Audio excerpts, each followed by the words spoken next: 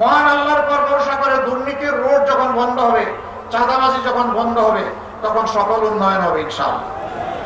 5 বছর এই দেশের চেহারা ইনশাআল্লাহ পাল্টে যাবে। নতুন যে বাংলাদেশের স্বপ্ন আমাদের যুব সমাজ, আমাদের মা বোনেরা দেখেন, সেই বাংলাদেশ সেদিন হাতে ধরা দিবে ইনশাআল্লাহ।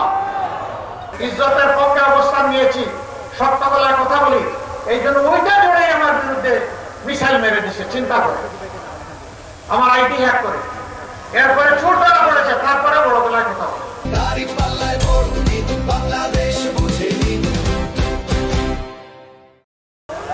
তাহলে কি সেটা এখনো রয়ে গেল চুরের মার বড় গলা? আল্লাহ মাফ করুন।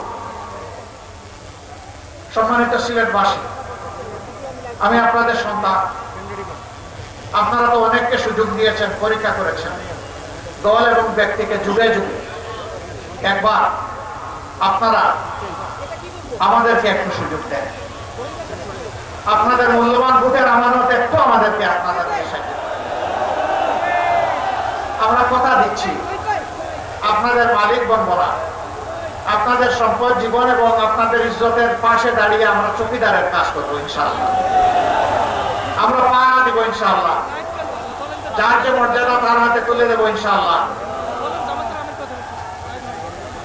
এই সিলেটের আরো বহু বঞ্চনা আছে। মেডিকেল বিশ্ববিদ্যালয় একটা হয়েছে, এতিমের মতো পড়ে আছে। ইঞ্জিনিয়ারিং কলেজ একটা হয়েছে, ওইটার ফাংশন নাই। ইনশাআল্লাহ আপনারা একটু সাহায্য করেন। আমি যদি বেঁচে থাকি, আল্লাহ যদি এই জাতের খেদমতের সুযোগ আমাকে দেয়, আপনাদের দায়িত্বটা আপনারা নেন, আর আপনাদের দেওয়া আমানতের দায়িত্বটা আমাকে দেন। আমি কথা দিচ্ছি, বেঁচে থাকলে ইনশাআল্লাহ আপনাদের এই দাবিগুলো অযৌক্তিক নয়, ইনশাআল্লাহ সবগুলো বাস্তবায়ন হবে ইনশাআল্লাহ তাআলা।